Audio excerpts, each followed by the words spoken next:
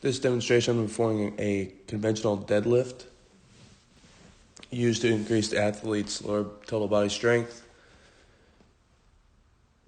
Two main critical features: we're focusing on the starting position and also creating tension.